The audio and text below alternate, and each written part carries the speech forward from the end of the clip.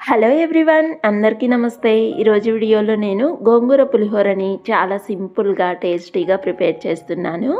ముందుగా దీనికోసం 3 కట్టల గోంగూరను తీసుకొని ఆకునైతే శుభ్రంగా ఒలిచిపెట్టుకున్నాను. ఆ తర్వాత ఈ గోంగూరను వడగిన్నెలో వేసుకొని శుభ్రంగా కడిగి పెట్టుకున్నాను. ఇప్పుడైతే వేడి వేడి అన్నాన్ని అయితే ఇలాగా ఒక గిన్నెలోకి అయితే పక్కకు తీసి పెట్టుకున్నాను. ఇప్పుడు స్టవ్ వెలిగించుకొని ప్యాన్ పెట్టుకొని అర స్పూన్ మెంతులు, అర స్పూన్ శనగపప్పు, అర స్పూన్ మినప్పప్పు, అలాగే ఇంకో అర స్పూను జీలకర్రని, ఇంకా దీనిలోకి కొద్దిగా మిరియాలని యాడ్ చేసుకొని ఇంకా 4 ఎండుమిర్చిని కూడా వేసుకొని జస్ట్ 1 నిమిషం సేపు మంటను లో ఫ్లేమ్లో పెట్టుకొని ఫ్రై చేస్తున్నాను. ఆ తర్వాత 1 స్పూన్ ధనియాలని ఇంకా 1 స్పూను ఆయిల్ని కూడా యాడ్ చేసుకొని మంటను లో ఫ్లేమ్లోనే పెట్టుకొని మరో 1 మినిట్ ఫ్రై చేసుకొని ఇవి బాగా చల్లారిన తర్వాత మిక్సీ జార్లోకి వేసుకొని మెత్తగా మిక్సీ పట్టుకుందాము. ఇప్పుడు ఈ పొడిని అయితే అన్నంలోకి యాడ్ చేశాను. ఇప్పుడు స్టవ్ వెలిగించుకొని అదే ప్యాన్ పెట్టుకొని దీనిలోకి 2 స్పూన్ల ఆయిల్ వేసుకొని మనం కడిగి పెట్టుకున్న గోంగూరను కూడా వేసుకొని కొద్దిగా 2 రెమ్మలమైన చింతపండును కూడా యాడ్ చేసుకొని మంటను లో ఫ్లేమ్లోనే పెట్టుకొని దీనిలోని వాటర్ అంతా పోయేంత వరకు అయితే మనం దీన్ని ఉడికించుకోవాలి.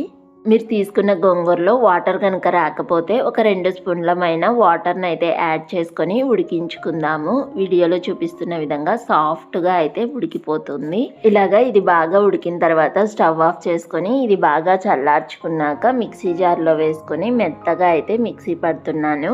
మనం ఆల్రెడీ మిక్సీ పట్టిన దాంట్లోనే అయితే వేసాను. ఇప్పుడు స్టవ్ వెలిగించుకొని ప్యాన్ పెట్టుకొని దీనిలోకి 4 స్పూన్ల ఆయిల్ వేసుకొని ఇది బాగా వేడెక్కిన తర్వాత దీనిలోకి 2 టేబుల్ స్పూన్ల పల్లీలు, 1 టేబుల్ స్పూన్ శనగపప్పు, 1 టేబుల్ స్పూన్ మినపప్పును వేసుకొని మంటను లో ఫ్లేమ్లోనే పెట్టుకొని జస్ట్ 1 నిమిషం సేపు ఫ్రై చేసుకున్నాక 2 ఎండుమిర్చిని, అలాగే కొద్దిగా జీలకర్రని ఇంకా కొంచెం ఆవాల్ని వేసుకొని మరో హాఫ్ మినిట్ అయితే ఫ్రై చేసుకుందాము.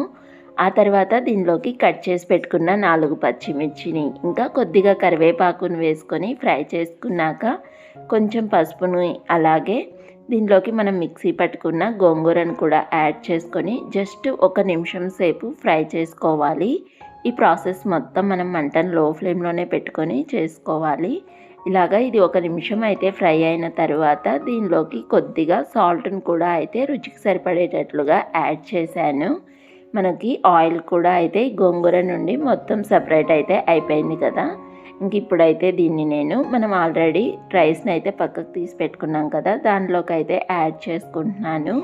ఇప్పుడు ఈ గోంగూరని ఈ రైస్ని మొత్తం బాగా మిక్స్ చేసుకునేసి సర్వ్ అవుట్ చేసుకోవడమే. ఈ రైస్ రెసిపీ మార్నింగ్ బ్రేక్ఫాస్ట్లోకైనా, లంచ్లోకైనా, డిన్నర్లోకైనా చాలా బాగుంటుంది, అందరికీ నచ్చుతుంది. మరి ఈ వీడియో మీ అందరికీ నచ్చిందా? నచ్చితే please like, share and subscribe to our channel. Bye bye.